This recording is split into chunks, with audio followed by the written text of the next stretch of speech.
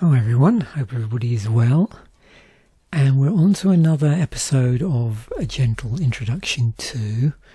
At the moment I'm sticking with the large language model theme, I suppose. You can see here we've got the term mixture of experts. This isn't specifically going to be a video about mixture of experts, but you can probably tell by the file names here that's the sort of direction I'm going in. So expect other videos about the journey towards doing mixture of expert stuff with LLMs and other things as well. So what I thought I'd do in this episode is dial it back a bit library-wise from the previous episode, where I was leaning really heavily into LangChain, even though it was really just an introduction. Still going to be using Python notebooks, or should I say Jupyter Notebooks for Python. Still going to be using Llama 3.2, and also a local instance of Ollama running that large language model. And what I thought I'd start off first of all is you look at a couple of examples of actually using the Llama library in Python. And in the previous episode about LangChain, I did go through how you can install that, so I'm not going to repeat that. It's already been installed on my system. So if you want to know a little bit more about setting up how you install the Llama library, then check out that previous video. The other reason I don't really want to go through it is this is the only time we're going to be talking about the Llama library. We're actually going to dial back from that, and I want to show you how you sort of roll your sleeves up and use good old requests and JSON libraries which are inbuilt into Python. You don't have to install them. At least I don't remember ever installing them on my system. They were just there already. The libraries came pre-installed. And bear in mind as well, just so you know, I'm using Anaconda. If you want to know a little bit more about other things, I've done some housekeeping stuff in the previous episode where I talk a little bit about the systems I'm running to test all of this. It's very basic. I'm not using anything advanced to do any of this. I'm not running any GPUs, anything like that. I don't have a ton of memory on this machine, so yeah. Let's look first of all then at the difference between non-streaming and streaming as it pertains to, in this case, large language models, specifically Llama 3.2, and also using the Ollama library. So what I'm going to do is we'll just run the first couple, and while it's running and getting the response for the first one, I'll talk a little bit about what's going on here. So I've not done any functions yet, which we'll get onto in a moment, and we are basically just using the chat function. So we're taking the chat function and we are using it to get a response. And into the chat function, we're putting a number of arguments. We're putting the model, we're putting the message, which you can see is in this sort of dictionary format, where we've got the role being user, and the content, and then we actually get the prompt, the message, if you like, that we want to send, the content part of the message. And then I've got this other argument here where we're setting stream to false. So we're going to disable streaming for the response. And then once the stream comes back, as it has done here, we're simply just going to print that part of the response which is relevant to the message content. So it's looking through, in this case, the JSON response and pulling out this particular part of it, the message content. And of course, what's happening here is through use of the Ollama library, we've abstracted away all of the messy stuff. So we're not telling it where the Ollama instance is running. We're not checking to see if the Ollama instance is running. We're not even checking to see if it's running the model. Now, of course, if we'll try changing this to a model that I know I'm not running, we'll see how the library handles that, having an error. So let's go down here. This is the streaming version. So what's the difference? So if I just reset this for the moment, and let's just restart everything and clear the outputs like that. Okay, I need to rerun that. So for this one, you can see the only difference really here, well, the only difference is that down here streaming is set to true, but when we come to, when we get that stream, we've got to iterate through the stream response in chunks.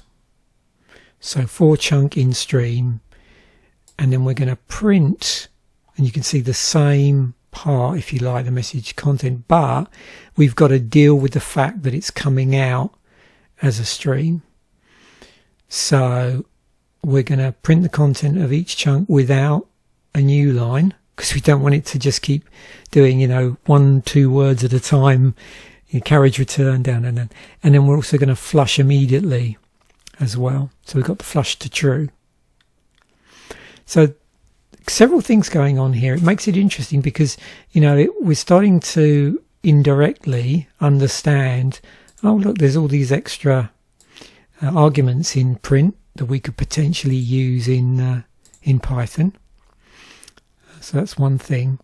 The other thing, as I pointed out already, there's an awful lot going on under the hood, afforded to us by the fact that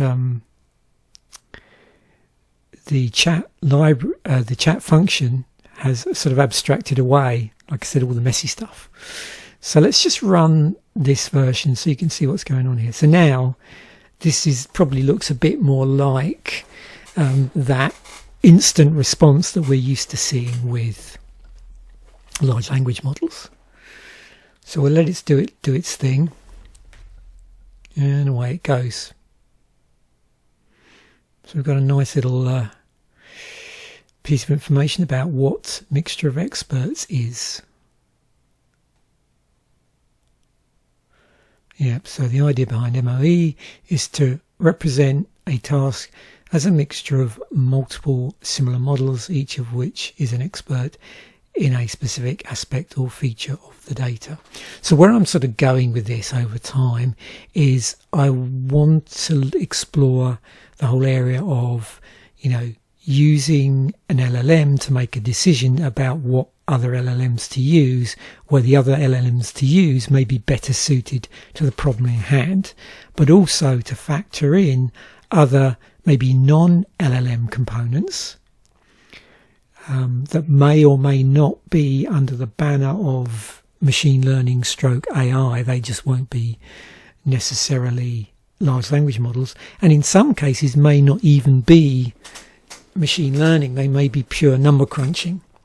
So in future episodes I'll be looking at fairly simple things like, how do you process a CSV, how do you process text files, how do you process PDFs, maybe in preparation to do stuff to them. So there'll be future episodes on that as well. So that's what it looks like when we use the chat function for the Ollama library. What if we dial it back a bit and go, okay, let's do it old school. We're still interacting with the Ollama API, and just so you know, it is currently, I do have it currently running in the background. Let me just try and show you this. Where are we? There you go. There's our little llama running there. So it is running, just runs all the time in the background on my system, but there's no models currently running on there. Or, well, actually that's not strictly true, is it? Because I think after you run a model, it stays, what is it, for 5 minutes? I can't remember if it's 5 minutes or 3 minutes in running in Ollama in case you go to use it again, and then it sort of unloads itself. So yeah. Okay, so this time around I'm just using built-in libraries, requests and JSON. And requests imports the request library. It's used for making HTTP requests, and with JSON does exactly what it says on the tin. So used for working with JSON data. So this time round, I've broken stuff down a little bit more. Notice now we've got to tell it the endpoint. So this is the endpoint, the actual endpoint for the chat feature on a Llama. Here's the payload. Okay, so here it was actually called messages. In this example, I'm just calling it payload, but it's a similar sort of thing. And the reason why that is at a later date, it makes more sense when we get on to more complicated things, and just sort of building this response even in here. So yeah, our payload is the model, the messages, and the stream set to false. Yeah, so let's just run this first bit while I'm chatting about this. Okay, yeah, so URL, payload. So because we don't have the benefit of the Ollama model doing our sort of heavy lifting for us and abstracting away the interactions, we've got to do several things here. We've got to build a header. So just the content type is application/JSON. And then we're just building this request here. So yeah, requests from our request library. So we're using post from there. And we've got the URL, which is here. And our data, which is created from converting doing this sort of from the using the function dumps from the JSON library to process the payload. And then there's our header, and then our stream information as well. Now notice we're having to tell both the request that we're streaming, well in this case we're not streaming data, and also stream exists in here. Now be really careful with these defaults. You can leave out these, but they will default to different things rather annoyingly. So I always tend to explicitly put them in, even if it's the same as what the default would be. So what I'm getting at is I can leave this out, this bit here and here. This will still go ahead, but it will default to something. So yeah, so just be careful when you're doing that. I tend to like to explicitly do that with certain things. So there we have our response. Same sort of thing. It's difficult to tell with this because it's a distilled large language model. And also I've not specifically set the temperature. We're going to get slightly different results when we run it multiple times. Now that leads me into another thing is, of course, in here there are additional things I can add to the payload if I wanted to, like options. So under options, what can be pushed in using JSON into a Llama, you can have options in the JSON request to ask, to basically tell it things like the temperature and loads of other things as well. But we're just going with the default temperature for this. And we get down, check the response and print the content. So we are going to do a status response. And then, yeah, if that's okay, we're going to print the message part. Also, we're allowing to the fact that what if we don't get any message back? So there might be it might be no problem with the status of the response, but there might actually be no message there. So we're just going to cater for the fact that there's no content found. So if we now reset this, so I'm just going to do that again. And then just run that first thing, just so we can easily see the differences here. So you can see when we get into the bit of processing the stream response, there's a lot more shenanigans going on here.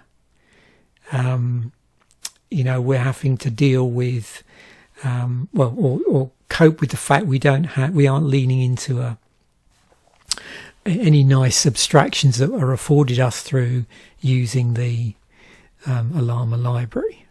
But we get the experience of, again, rolling up our sleeves and experimenting. Now, I do accept there are probably ways in which this can be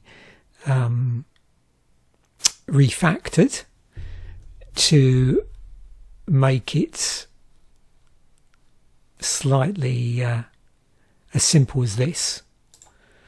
But I wanted to keep it sort of broken down into various parts, so we were checking for certain errors, and you're able to sort of see how things are set, you know, under the bonnet without me sort of abstracting it away in my own functions. And we'll get onto that in a moment, because we then go back and move forward and start to create our own functions to abstract stuff away. So you can see there that the only difference between this and this, again, is this stream being true and false. And not surprisingly, when we come to do the request, we also have to tell it for the request what sort of, well, we know, is it a stream or is it not a stream? So make sure that marries up.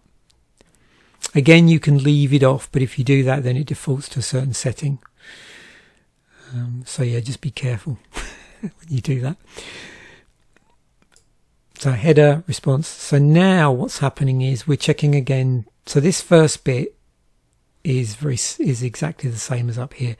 But when we get to here, we need to do a similar thing to what we were doing here, which is, you know, working through these chunks. So here we're doing response.itAligns decode Unicode equal true. And if there is a chunk there, then we want to basically process it. If it's not, if there's no chunk, then we're not going to do anything. We're then going to try and parse the chunk. And if we can parse it okay, then great, we're going to print it. And also, again, we're sort of dealing with certain peculiarities of dealing with, you know, the fact we're streaming the data out as we go along. So we've got to, you know, do this business with the content and looking for the ends and flushing as well, like we did in the previous example, but we had the benefit of some other things as well going on there. And then if for some reason we don't get status code 200 here, then like we did in the previous one, well, in fact we don't have to do that, do we? Sorry, like we did in this one here, we're going to print an error response, because all that error response shenanigans have been hopefully abstracted away in here. We'll have a play in a moment, if I remember at the end, and see what happens if I mess up something in here, maybe give it a model that isn't there. Okay, so let's just run that, and you can see now if we run it, there you go. Now I suspect as well, you know,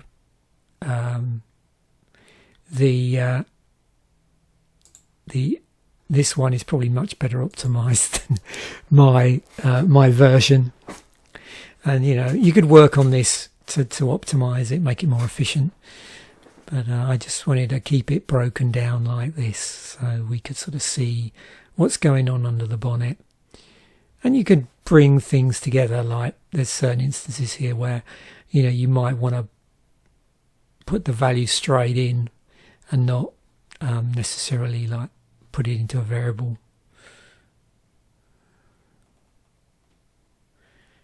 And there we go, we can see it streaming away there nicely. So now let's take it somewhere else.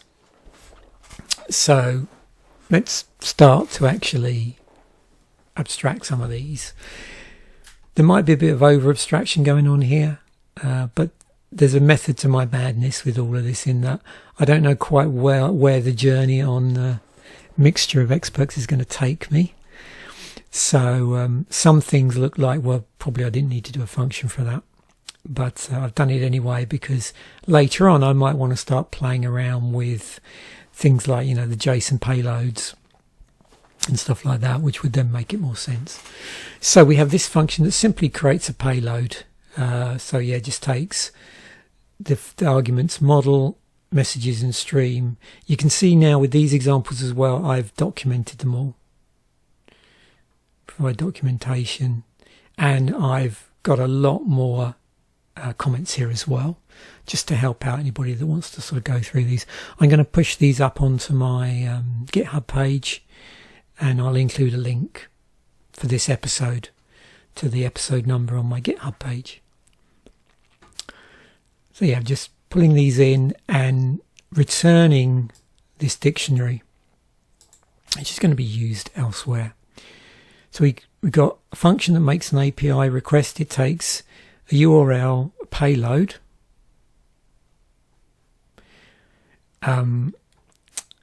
headers, and the stream, which here we're setting it to false. So it automatically defaults to false. We're getting back a response object from the request, and none if the request failed. So you can see we're trying an attempt to make a post request to the specified URL. There's all our arguments. We're going to get it to raise an HTTP error for bad responses. So that will catch those. If our response was successful, we're just going to return the response object.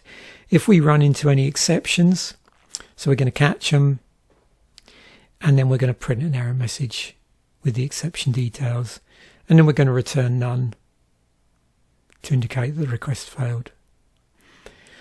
So that's the first bit. Then we've got two of the different things here. We've got processing a streamed response.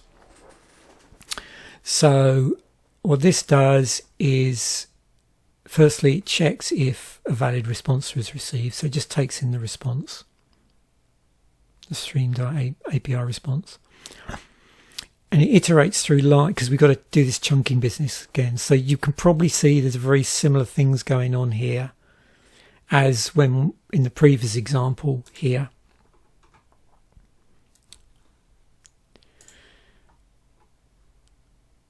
So we're going to attempt to pass the chunk, extract the content, and again it says here exactly what's going on here. So the end prevents new line character from being printed, allowing content to be streamed on one line. Flush equals true ensures that the output is immediately printed to the console. We've got our exception here, which is going to handle any decoding errors. And also down here,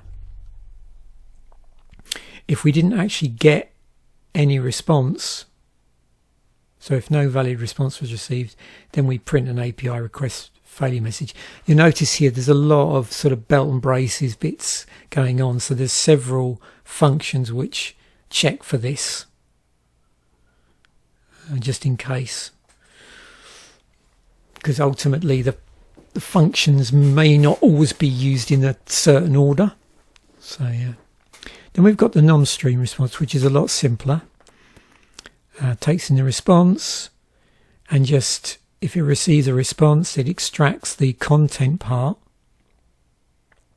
of the response, which we'll get onto in a moment. And then it prints the extracted content to the console. So what the difference between this and this is, the process stream response, because of the way it's dealing with chunk data, is doing its own thing in terms of how it presents the data on the screen. This one is actually using a helper function to abstract away the extraction of the content, because we're not doing any fancy chunking shenanigans. So for this bit here, extract content response, so we're going to attempt to pass the API response as JSON. So you can see there's a response coming in. In this one, this is how we dealt with the JSON response. It's inside of our process stream response function. Extract the content field from the past JSON. Use .get with default values to handle cases where message or content keys are missing. Handle exceptions that may occur during JSON parsing or attribute access. Return an error message indicating the parsing failed or content was not found. And then we get onto the final bit of the code. So if you were doing this, say, in just a Python IDE, this would be in your sort of main with your fancy main call after it. The one I mean, so you can sort of handle, what do you call it, like if people are using command line arguments in their JSON, in their Python. Yeah, I meant to say Python. So we define the API endpoint URL, which is that. It's a chat one. Again, you can get smart with this. You can define a base API, which is this, and then get certain functions to add on the bit at the end based on what they're doing. Specify the model. There's our message. We're setting the stream flag. We're creating a payload from these three components. We're creating our header. We're then building and doing our response. We're using the make API request. And of course that in turn is going to call other functions. And then if it's a stream, then we get it to do this. If it isn't, then we get it to do this. So we're dispatching different functions based on whether or not streaming is true or false. So that's how we get this to switch between the two automatically, based on what we've elected to put in here. So let's run all of this all the way through.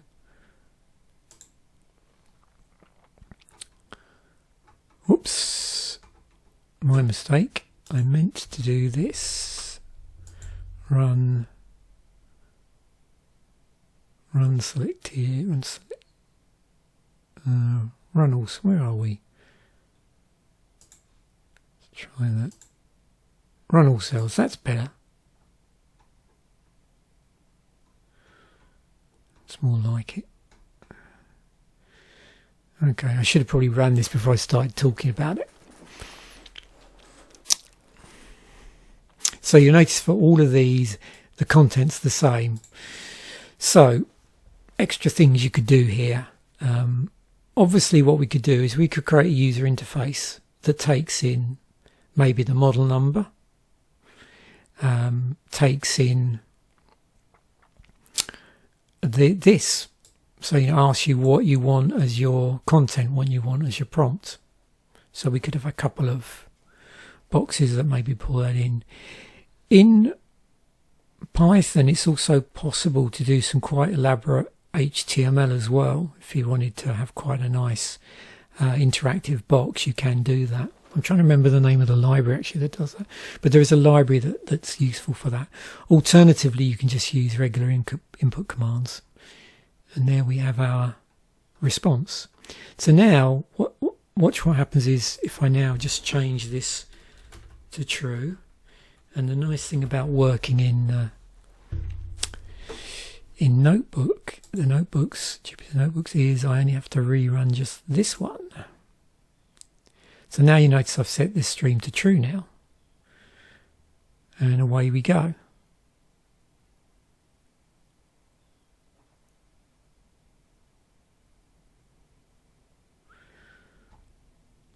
So, as we saw here, there's a number of ways we can approach this. We could just lean into our Llama library and do it all that way. We can do it, roll up our sleeves, and then also we can create some quite nice functions that we can then dispatch for various reasons. Now, the reason why you might want to do this way is because this opens up the possibility of handling a lot more different use cases, although even by tweaking some of these you could do the same. The other reason I did it this way is that I wanted to strip away as many libraries as possible, because I figured if I want to convert this into other languages, which is what I want to do, then I don't know if, for instance, this has been implemented in many other languages. There are libraries available for this. I mean, I could do like, what do you call it, like polyglot programming. There are IDEs which allow you to sort of work in different languages, and I could probably find a way to pull libraries from Python. But I wanted, if I migrated into another language, go totally into that language. And I figured that while this is using libraries, most languages are going to have some sort of request library or some way of handling HTTP requests, and hopefully some way of handling JSON, although you can parse JSON yourself. I have done that before, and basically involved me just creating a function to do specifically the parsing that I wanted to do. And there we have it. So I'll upload all of these, like I said, and then you can just decide which ones you want to play around with and take it from there. I'm going to be basically now working in future episodes with this more sort of abstracted functional approach and my own stuff. I probably won't be using the Ollama chat library just because I already want to roll my sleeves up, but that's not to say I won't revisit it at some point, and certainly maybe bring LangChain into the mix. Before I finish up, I just wanted to talk a little bit about some other useful things that I'll put up as well. So one handy thing you can do is, and these are pretty straightforward to do because you're not waiting for any actual full responses, is to retrieve a list of the available models from the Ollama API. And that's what this looks like. So let's do that, and it should run fairly quickly.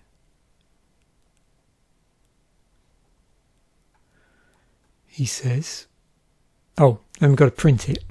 Yeah. So there we go. So yeah, I forgot I broke this down into two parts because there was a method to my madness in a moment. So yeah, so here we've got a function that simply gets the models and it returns them as a list of model names or none. So we've got again a request here where we're just requesting this URL which has already been set inside of the function there. So when I come to invoke it, I'm just doing it like this. I don't have to feed anything in. Again, you might want to do some fancy stuff with this in a different implementation. Yep, so again, just breaking this down line by line. So we're doing this raise for status business. So raising an HTTP error for bad responses. We've got, and this is all inside a try thing as well, passing a JSON response to the API and models. There is an argument here, actually. I'm probably over trying this in as much as I seem to remember when I was learning about the try command, it is, I think, better practice to try as few things at once as you can. So you're only catching for one particular type of error. But you can see here there's potentially, I could probably get a number of errors that might get caught. But then you can see I'm catching for various things here. So yeah, pass the JSON response from the API, extract the model names from the models list in the JSON response, which I'm doing here all in one big hit. Yeah, for modeling data models, and return a list of model names. I could have just actually done even, without having to pass it through here. I could have just put that down straight down in there and have it return that if I'd wanted to, but I wanted to break this down a bit. Handle exceptions that occur during the HTTP request, and then handle exceptions that occur during the JSON parsing or key access. Here's the bit that I forgot to run because I broke it down into two parts. So yeah, we just got this calling the function to retrieve the list, and then if there is in fact a list retrieved, then here's the available models, and it just does a for through the model list. So for model name in model list, so going through the model list, pulling it out, iterating through it, and then taking that model name, each of the model names from the model list, and then printing them. If this isn't true, then it just prints failed to retrieve a model list. And we'll deliberately cause some errors in a moment, and you'll see what happens. Then there's this, which you might be interested in. So this retrieves a list of running models. In fact, I didn't spot that there. I developed them independently, so I'll remove that. Yeah, we don't need to do that. Keep doing that. There we go. That's better. I mean, that's useful if you want to run, say, individual cells in a notebook randomly, just all over the place. That could be quite useful. But if you know you're going to run it as a stream of consciousness sort of thing, then yeah. So just to show you that's not affected anything, because I've already run this one up here. Can be quite helpful if you forget to run that one as well. Okay, there's our model list. Now, the other things you can introduce into this to speed things up, you can do clever things like you could do caching, so that if you were using it in development, you weren't and you wanted to get a model list, you weren't sort of continually checking all the time if you needed to keep checking the model names, unless you wanted to genuinely check to see what was available in case there had been a change to the status. And in terms of changes to status, this is what this next one does. So this is checking for running a Llama model. So what's actually running? You notice the difference is basically the endpoint.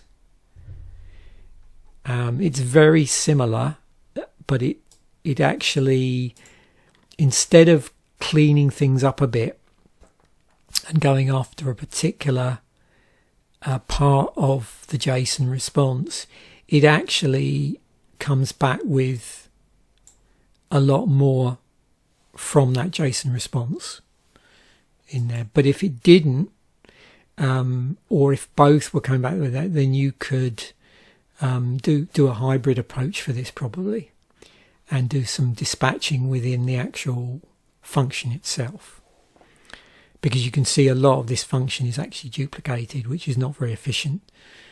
And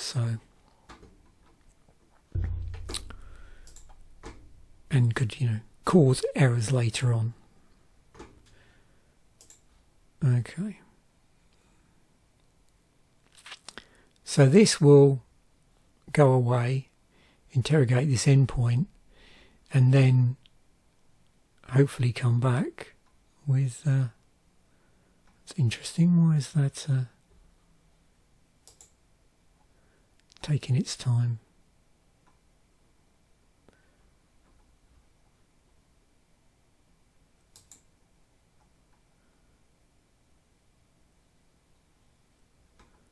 What did I do wrong there?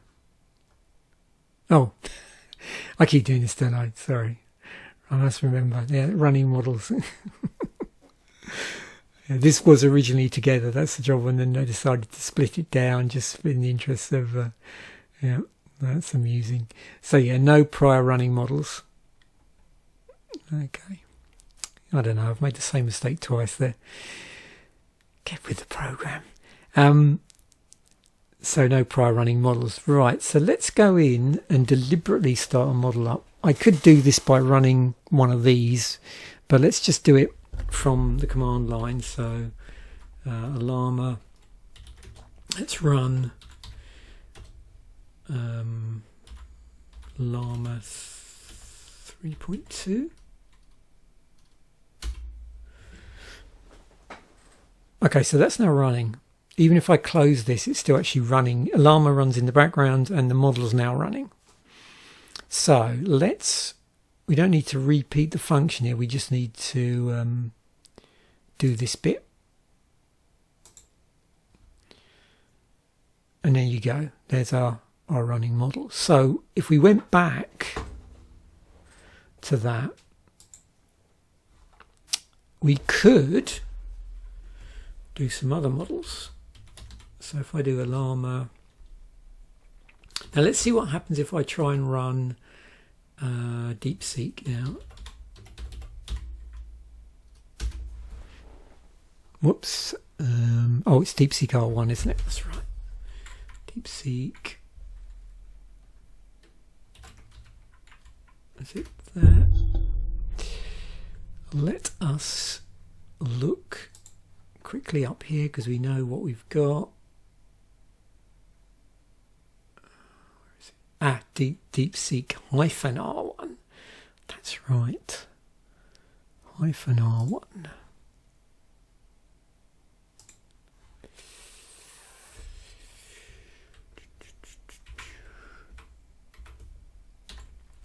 Yeah, you don't, where it's the latest model, you don't need to put latest on the end.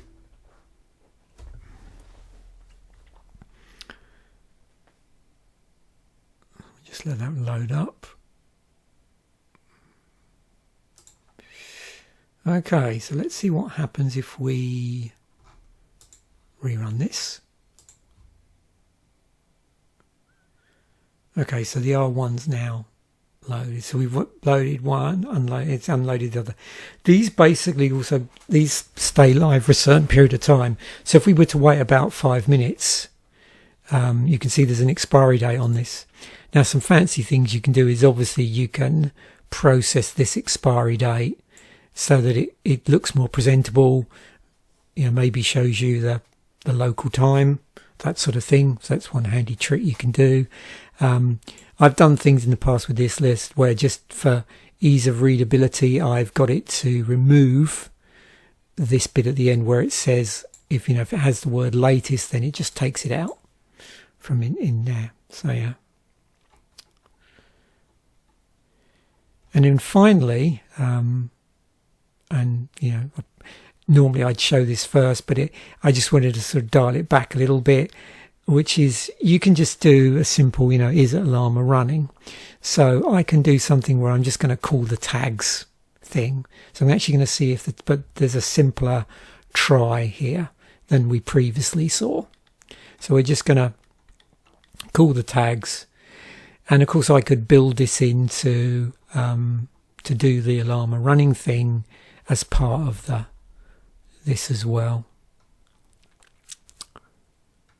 But if you just wanted something to check in a program whether a Llama was running or not, then this is a way you can do it. Again, there's the function. This time I will remember to press the print out so a Llama is running. And just to prove what's going on here, let me come into here. Let's stop, quit Llama completely, and rerun it. Llama is not running. So what would happen is obviously if I tried to do some of the stuff up here again, now we know Llama is not running. Let's just see what happens with, I said I was going to experiment with some of the sort of errors that you might get.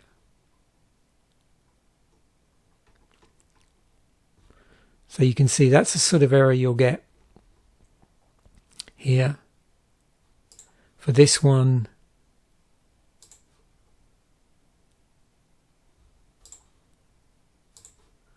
let's run model list, thinking. And I can go back and see what sort of errors might I get with some of the more sort of stripped down versions. So let's rerun this.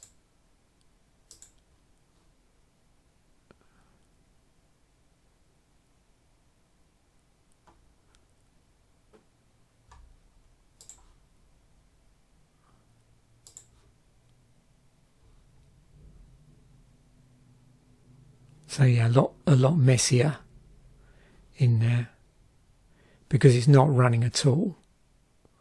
So, I would need to properly deal with that particular error because I'm not dealing with it here. So let's see how this responds.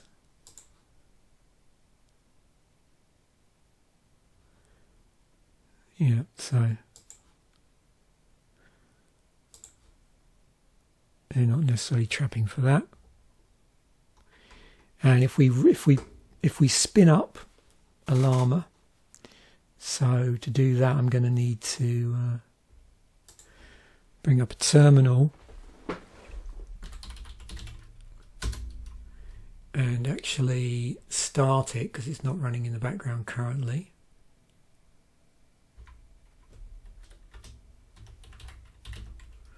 I've got mine set to just fire up automatically.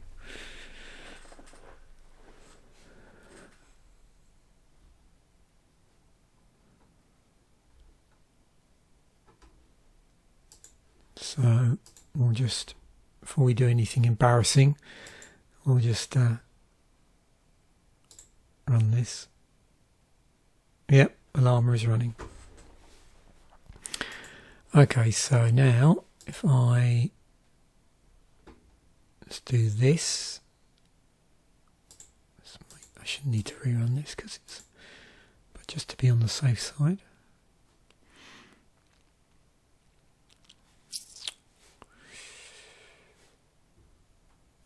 So while that's running, I'm going to deliberately make a typo here.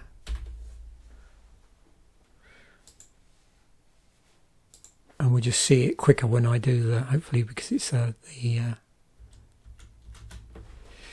stream response. So remember as well with this, I'm going from cold. So when we run this, the other thing to remember is it's going to have to load up Llama 3.2 and then run it.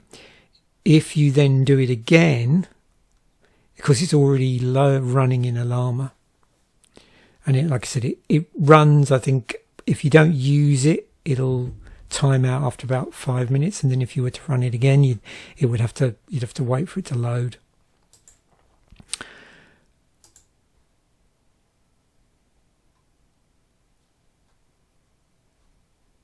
Yeah, so we're getting some problems here with that. Now if I change it back, we should be okay. There you go. So basically reasons why you might want to do additional work to try and test for other things. So things like this, maybe you want to test to see that that model is genuinely there, so it fails gracefully, rather than the library failing, or when it tries to do the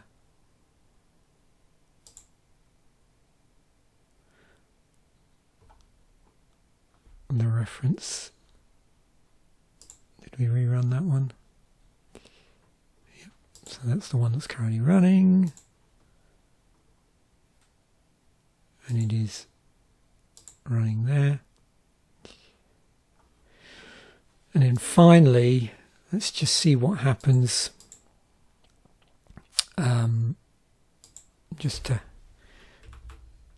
With my one, if I was to do it here, what gets caught, if anything? I see, there we go. So the version I've got does actually come back with a a more, in some ways, a more helpful error for that. But as we saw for the other type of error, not so helpful, not catching it properly. So you have to do a bit more work there for that one. If I do a similar trick with the streaming one, just if you're curious, yeah, because it's sort of same sort of thing really. So